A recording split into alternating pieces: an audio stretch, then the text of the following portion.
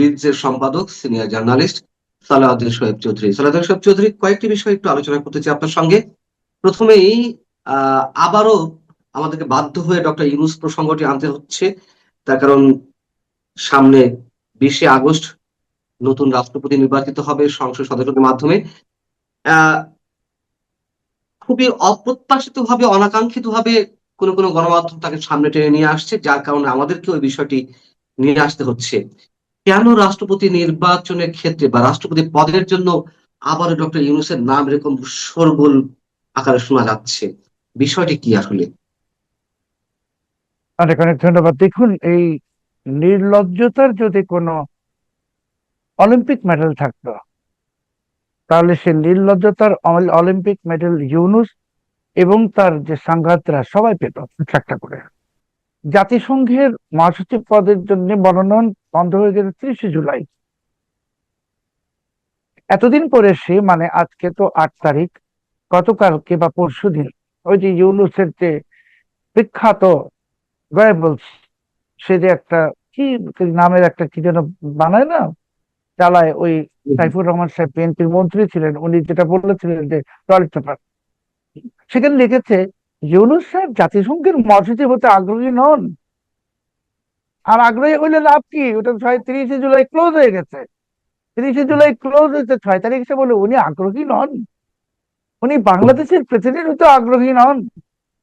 মানে এত ওরা আমাদের সবাইকে, বাংলাদেশের সব মানুষকে এত বোকা মনে করে। আসলে তো বাংলাদেশ মানুষ বোকা। বাংলাদেশের মানুষ বোকা বলেই তো 24শে আগস্ট মাসে এই দানবটাকে ফ্রান্স থেকে উড়িয়ে এনে বাংলাদেশটা তার হাতে তুলে দিয়েছিল।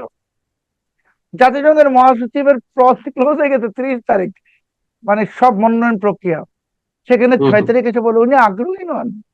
আরো বলে বাংলাদেশের টেলিভিশনে নাকি এখন এবং টকশো গুলোতে গুজব ছড়ানো হচ্ছে, এই ইউনূসের যে সেই টয়লেট পেপারের সম্পাদক বলে। আর তাদের সময় সে কি করছে? সে নিজে কত গুজব ছড়াইছে। বাংলাদেশে নাকি ইউনূসের সময় সাংবাদিক নির্যাতন হয় নাই। ভাই, বাংলাদেশে সাংবাদিক নির্যাতন হয় নাই? আমার তো জানাশোনা কয়েকজন সাংবাদিকের মধ্যে আপনি মঞ্জুরুল আলম পান্না সাহেবই তো একজন। তাহলে যদি ওর ভাষায় সাংবাদিক নির্যাতন বলতে বোঝায় রাস্তার মধ্যে ফেলে সাংবাদিকদেরকে কোরবানির গরুর মতো জবাই করা, ওইটা হয় নাই। তো এই যে নির্লজ্জ, বেহায়া, লুটেরা, পাটপার, এরা আগেও দেশটাকে ধ্বংস করছে। 18 মাসে দেশ তো ধ্বংস। এখন আবার নতুন করে ক্ষমতায় ফিরে আসে প্রেসিডেন্ট পদের জন্য। সে বলে না, উনি কোনো রাজনৈতিক পদে যাবেন না। ইউনূসকে যদি বলা হতো তুমি প্রেসিডেন্ট হবে, এক ছোট কাজে মিরপুর গ্রামীণ ব্যাংক ভবন থেকে বা ইউনূস সেন্টার থেকে বঙ্গভবন, এইটুকু জায়গা তুমি জিপ দিয়ে চেটে চেটে রাস্তাটা পরিষ্কার করবা, ওটার জন্য সে রাজি ছিল। এতটা বাজে লোক, নির্লজ্জ লোক। ইউনূসকে নিয়ে কোনো গুঞ্জন নাই। ইউনূস নিজে নিজে গুঞ্জন ক্রিয়েট করছে। আর দ্বিতীয় হলো যেটা, যে আগামীতে তো রাজনীতির দিক পরিবর্তন হয়ে যাচ্ছে দ্রুত গতিতে। তারেক রহমান সাহেব ভারতে গেলেও পরিবর্তন হবে, আর না গেলে তো গঙ্গার পানি পাবে না। গঙ্গার পানি লাগলে আপনাকে দিল্লিতেই যেতে হবে। ঢাকায় বসে আপনি ওই হুমায়ুন আর খলিলুর দিয়ে ওই যে 9বার না 11বার এডিট করতে হয় একটা ইংরেজি বিবৃতি দেওয়ার জন্য, যেগুলো করেন না, এগুলো করে ভারতে কোনো লাভ হবে না। বরঞ্চ এগুলো আপনি যে কি করতেছেন, এটা ভারতের কিছু আসে যায় না, বরঞ্চ গঙ্গার পানিতে দিবে না।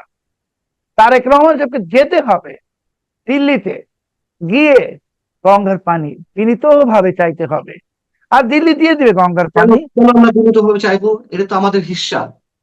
গঙ্গার পানির বিষয়টা তো আপনি আমাদের কোন, হিস্সা, এটা নামাজ। আপনি তো জি। বড় দেশ, আপনি তো আমেরিকার সঙ্গে পারেন নাকি যে হিস্সা অধিকার পারি বলতে? আমরা আমেরিকা বড় দেশ, তো ভারতের সঙ্গে ভারত আপনি ছোট দেশ নাকি? ভারত কি পাকিস্তান নাকি এত বড়? আপনি চাইলে দিবে না, কিসের হিস্সা? আমেরিকাতেও তো আপনি চাইলে দিবে আপনাকে।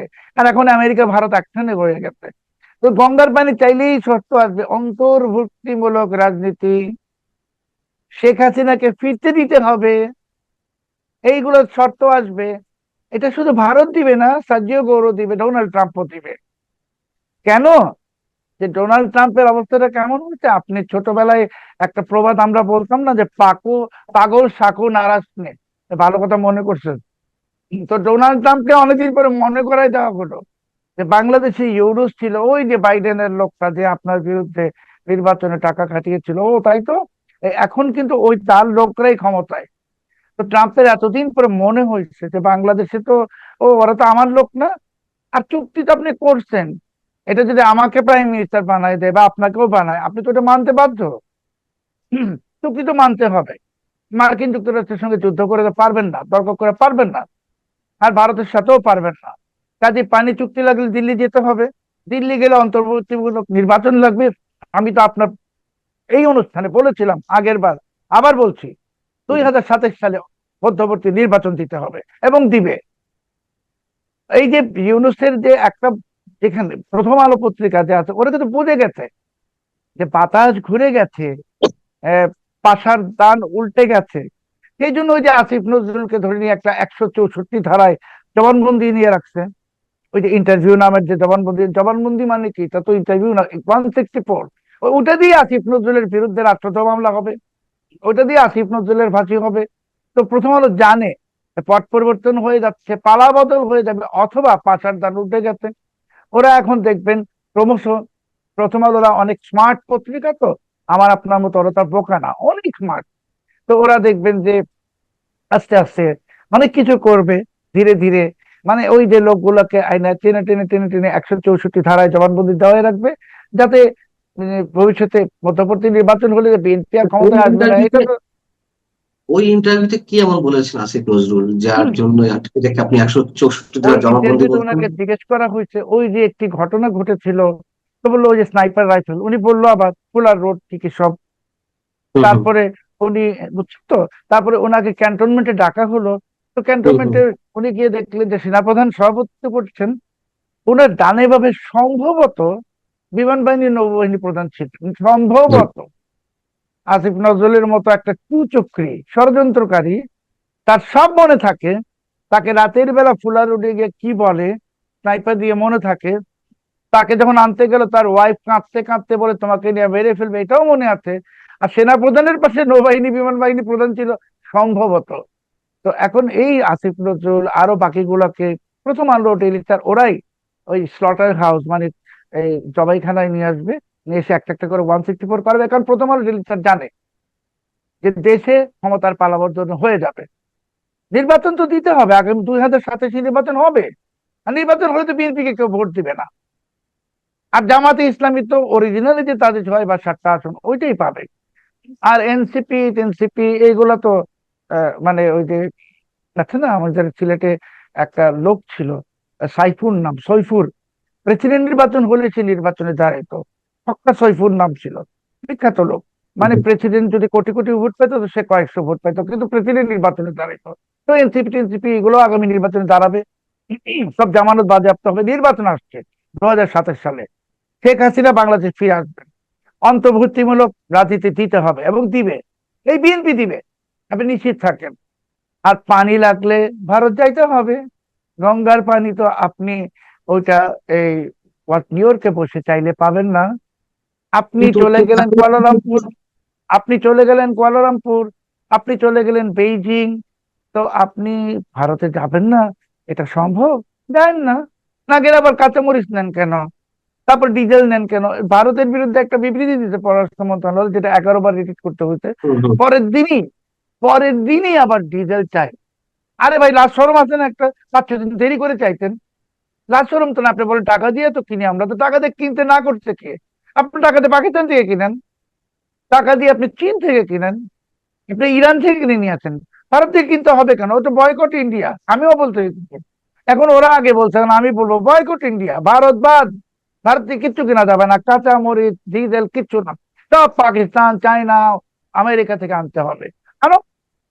তো এই সমস্ত বড় বড় কথা বলে আর এই সমস্ত বিবৃতি দিয়ে, এই যে গরু ছাগল কতগুলা রাখছে, এই হুমায়ুন টুমায়ুন লন্ডন থাকে বলেই কি ইংরেজি জানে নাকি? বাংলাদেশি রিক্সাওয়ালারা তো বাংলা বলতে পারে, তো ওর মানে কি ও সাহিত্যের ভাষা বোঝে? এই খলিল একটা কেরানি, আমি বারবার বলছি, খলিল একটা কেরানি, সে কূটনীতির ভাষা বোঝে না। তো বাংলাদেশের পররাষ্ট্র নীতিটাকে লে দিয়ে গোবরে করে, কারণ খলিলের তো এজেন্ডা আছে, খলিল তো ইউনূসের লোক, তারা তো বিএনপি কে সাবোটেজ করবে, করে দিয়েছো। এখন বিএনপি কে খলিল চমৎকার ভাবে স্যাবোটেজ করে দিয়েছে, যে চীনে নিয়ে গেছে, সে নিজে রাশিয়ায় গেছে, যেই আমেরিকার সন্দেহের তালিকায় ঢুকিয়ে দিয়েছে। এখন বিএনপি কে সেটার খেসারও দিতে হচ্ছে, যার ফলশ্রুতিতে জাতীয় করে এসেছিল। এবং যার ফলশ্রুতিতে আপনি দেখবেন যে 10 তারিখে দিনেশ টিভি দেখা করবেন এই প্রধানমন্ত্রীর সাথে। তো উনি তো ওই প্রধানমন্ত্রী আমাদেরকে যেটুক বলবে যেটুক শুনবো, তা আবার সেটা তো অনেকগুলো এডিট হবে, 25 বার এডিটও হইতে পারে। তবে নিশ্চিত থাকেন যে প্রধানমন্ত্রী এখন চাইতে চান, ভারতে যেতে চান। উনি বুঝছেন যে না গিয়ে কোনো উপায় নাই। আমি তো বললাম ডিজেল নিতে হবে কেন, ভারত থেকে দরকার তো নাই। যদি তাই হয়, আপনি যে বেশ কনফিডেন্টলি বলছেন যে মধ্যবর্তী নির্বাচন হবে 27-এ, বা পত্রিকা, বিশেষ দুটো পত্রিকা জানে যে ক্ষমতার পালাবদল হবেই, বা আমাদের প্রধানমন্ত্রীকে ভারত যেতেই হবে, কিন্তু আমরা তো দেখলাম যে গত বুধবার শেখ হাসিনার যে সংবাদ সম্মেলন বা বিভিন্ন প্রশ্নের উত্তর সাংবাদিকদের সাথে, তারপরে পররাষ্ট্র মন্ত্রণালয় যে বিবৃতি দিয়েছে সেটা খুব অ্যাগ্রেসিভ বিবৃতি, এবং আহ যেটুকু সম্ভাবনা ছিল ব্রিক্স সম্মেলনে যে আহ্বান জানানো হয়েছিল ভারতের পক্ষ থেকে আহ তারেক রহমানকে, সেটিও অনিশ্চয়তার মুখে পড়তে যাচ্ছে বলে অনেকে মনে করছিলেন, বা এখনো মনে করছেন। তো সেই জায়গা থেকে আপনি এত কনফিডেন্টলি কিভাবে বলছেন যে ভারতে যেতেই হবে এবং ভারতের নানা শর্ত মানতেই হবে তারেক রহমানকে? প্রধানমন্ত্রীকে চীনে কে নিয়ে গেছে? এই ফলিলুর, এই হুমায়ুনই তো নিয়ে গেছে, তাই না? নিয়ে গেছে না? তো ওই বিবৃতিটা, ওরা বিবৃতিটা কেন প্রকাশ করছে এইটা তো তারেক রহমান সাহেব বুঝতেছেন না। ওনাকে স্যাবোটেজ আরো ভালো করে করার জন্য। চীন তো শেষ হয়ে গেছে, আর আসবে না বাংলাদেশে। আমেরিকাকে শেষ করে দিচ্ছে, এখন আমেরিকা অন্য পথ খুঁজতেছে। এখন ভারতকে শত্রু বানায় দেওয়া, এই যে বিবৃতিটা, এটা কি কোনো ডিপ্লোম্যাটিক ভাষা? এটা তো একদল মূর্খ লোক বসে বসে ডিকশনারি খুলে যে যা ভাষা, কঠিন শব্দ এবং অসভ্য শব্দ জানে সব দিয়ে অসভ্য শব্দকে ডিপ্লোমেসিতে চলে নাকি? আমি আপনাকে বললাম তারেক রহমান সাহেব ভারত যাবেন, নিজে যাবেন, এবং অন্তর্বর্তীমূলক নির্বাচনের পরিবেশ দিবেন। শেখ হাসিনাকে উনি নিয়ে আসবেন বাংলাদেশে এবং নির্বাচন দিবেন আগামী বছর। কোনো পথ নাই। ওই যে একটাই সিরাজউদ্দৌলা নাটকের একটা ডায়লগ আছে না, উপায় নেই গোলাম হোসেন ওনাদের অবস্থা সেটা। আমি তো বললাম যে ডিজেল ইন্ডিয়া থেকে আনতে হবে কেন, কাঁচা মরিচ কিচ্ছু আনার দরকার নেই। আমি বলতেছি বয়কট ইন্ডিয়া, চীন থেকে আনেন, পাকিস্তান থেকে আনেন, আনেন দেখি এখন। তো এখন সামনে তো আরো খাদ্য সংকট আসতেছে। বাংলাদেশ তো অলরেডি এখন অর্ধেক জনগোষ্ঠীর অর্ধেক দিনে অভুক্ত থাকে, অর্ধেক বেলা অভুক্ত থাকে, খেতে পায় না, খাবার নাই। লক্ষ লক্ষ লোক বেকার হয়ে গেছে। তারপরে কলকারখানা তো বন্ধ, একটা কলকারখানা খুলে নাই। আপনি এবার 10টা বৃহৎ শিল্প সাম্রাজ্য বা শিল্প গোষ্ঠীর বিরুদ্ধে মামলা করবেন, তো ওগুলো বন্ধ হয়ে যাবে। তারপরে আপনি কি করবেন? লক্ষ লক্ষ কোটি কোটি বেকার লোককে আপনি কি কার্ড দিবেন? কোয়াব কার্ড, মানে স্বপ্নে দেখানোর কার্ড আর কি। কোয়াব, স্বপ্নের একটা আরেকটা শব্দ হলো কোয়াব। ও জানি কোয়াব, জানি কি জানি কোনখানে একটা বিল্ডিং টিল্ডিং ছিল বিএনপির আগের জমানায়। যাই হোক, তো ওই কার্ড ফার্ড দেওয়ার লাভ নাই।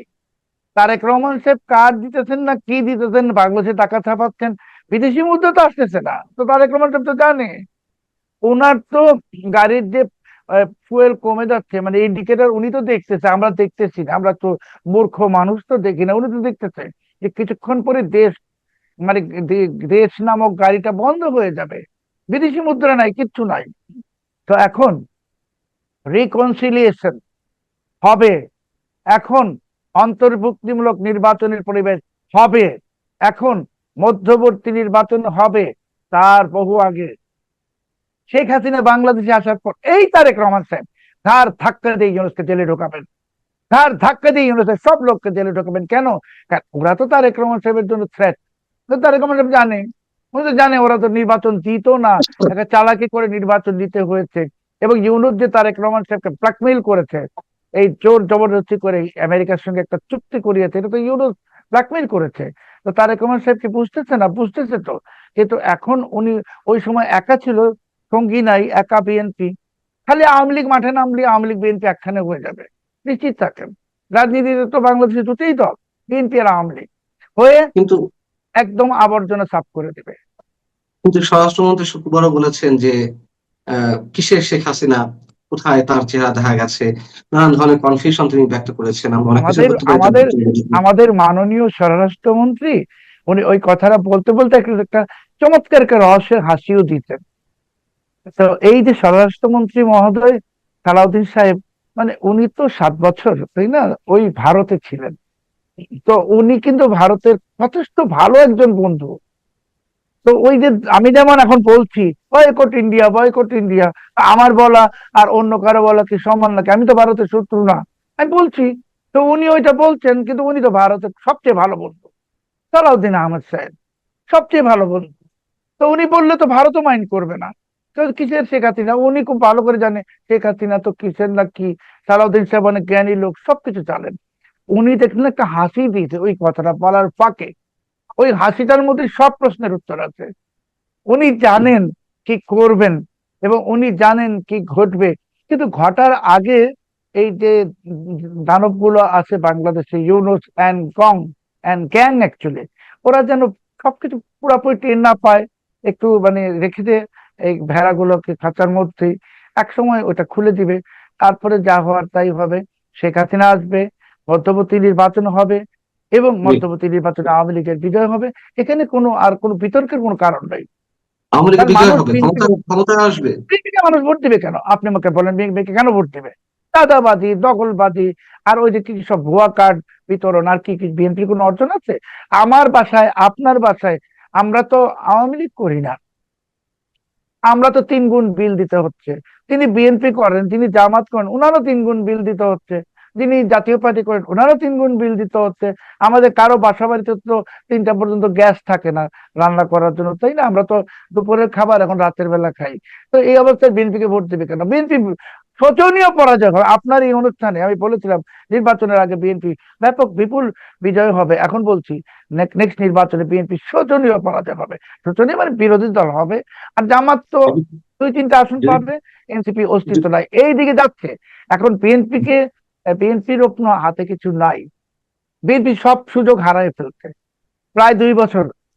আওয়ামী লীগ ক্ষমতার বাইরে 2 বছর বিএনপি সব সুযোগ হারায় ফেলছে। ইউনূস যেমন সব সুযোগ হারিয়ে এখন গণশত্রুতে পরিণত হয়েছে, বিএনপিকে এখনই আমি গণশত্রু বলতে পারতেছি না, বা হয়তো বলছি না টেকনিক্যাল কারণে, কিন্তু বিএনপিও তাদের সব সুযোগগুলো হারিয়ে ফেলেছে। এখন তারেক রহমান সাহেবের আর নতুন করে কিছু করার নাই। ওনার মন্ত্রীরা তো প্রকাশ্যে অনেক কিছু করতেছে, তাই না? আমরা পত্রপত্রিকায় দেখি যে এটা করে, সেটা করে, কি নাম দিয়ে দেয়, কি এটা করে, টেন্ডার করে, চুরি করে, সবই তো করতেছে। তো কাজেই বলুন আপনার কথা বলুন। বলি, মানচিত্রে অন রেকর্ড শেখ হাসিনা ডিসেম্বরে আসছেন না। শেখ হাসিনা এই বছরের ডিসেম্বরে আসছেন না। শেখ হাসিনা ডিসেম্বরের কয়েক মাস আগেই আসছেন। আচ্ছা, তার মানে তো একটা আগস্ট সেপ্টেম্বর অক্টোবর রয়েছে মাঝখানে, জি, যদি কয়েক জি, মাস আগে ডিসেম্বর, আসতে পারে। ডিসেম্বর না, আচ্ছা, ডিসেম্বর না। মানে আপনি বলতে চাচ্ছেন যে খুব দ্রুতই বাংলাদেশের রাজনৈতিক হাওয়া খুব দ্রুতই ঘুরছে। বলে গেছে তো সবই আমি বলছি বাংলাদেশের রাজনৈতিক হাওয়া আমি বলি না, পাশার গান ইন্টারন্যাশনালি হুম, উল্টে গেছে, একেবারেই উঠে গেছে। এখন আমেরিকা ভারত এক অক্ষে চলে আসছে 100%। তাদের সঙ্গে রাশিয়াও আছে। তো কাজেই এখন চীনের প্রভাব ঠেকানোর জন্য ভারত এবং আমেরিকা এক অক্ষে অবস্থান নিয়ে নিয়েছে। এই পরিস্থিতিতে বাংলাদেশের রাজনীতির ভবিষ্যৎ নির্ধারিত হবে এই দুই দেশের সিদ্ধান্তে। এবং বাংলাদেশের যে একটা পরিস্থিতি, একটা দম আটকানো পরিস্থিতি, যে একটা বড় রাজনৈতিক দল 6-7 কোটি তাদের সমর্থক, তাদেরকে আপনারা বাদ দিয়ে রাখছেন, এইগুলা হবে না। এইগুলা আসলে অবাস্তব চিন্তা, অবান্তর চিন্তা। এটা একটা টেম্পোরারি একটা ঘটনা ঘটেছে ইউনূসের কারণে। আমার মনে হয় বিএনপিও বুঝতে পারছে যে এটা বিএনপির জন্যই আখেরে আত্মঘাতীমূলক। কারণ বিএনপি যদি আওয়ামী লীগকে রাজনীতির বাইরে রাখে, তাহলে বিএনপিকে যারা আসলে বিএনপির হন্তারক, যারা আওয়ামী লীগেরও হন্তারক, সেই জামাত এবং উগ্রবাদী এবং স্বাধীনতা বিরোধী অপশক্তি, তারা মাথাচাড়া দিয়ে উঠলে শেষ পর্যন্ত ওই ফ্রাঙ্কেনস্টাইন আওয়ামী লীগও রাখবে না, বিএনপিও রাখবে না, বাংলাদেশটাকে ওরা দখল করবে। এই পরিস্থিতি থেকে মুক্তির একমাত্র পথ সেটা অন্তর্ভুক্তিমূলক নির্বাচন। তারেক রহমান সাহেব নিশ্চিতভাবে জানেন, এটা উনি জানেন এবং উনি এটা বিশ্বাস করেন এরই মধ্যে, এবং উনি এটা করবেন। এত সহজে করবেন এতদিন পর ক্ষমতা হাতে পেয়ে? মানে বাংলাদেশের রাজনীতির প্রেক্ষাপটে এটি কোন দল করতে চাইতে পারে? আপনাকে যদি আটলান্টিক সাগরে নিয়ে ফেলে দিয়ে দুটো অপশন দেওয়া হয়, যে হয় আপনি সাগরে সাঁতার কাটতে থাকেন, আর না হয় আপনাকে আমরা ওই জল পানি থেকে একটা দড়ি ফেলে কান দিয়ে ঝুলাই দিব, আপনি কোন অপশনটা গ্রহণ করবেন? তারেক রহমান সাহেবের অবস্থাটাও সেম।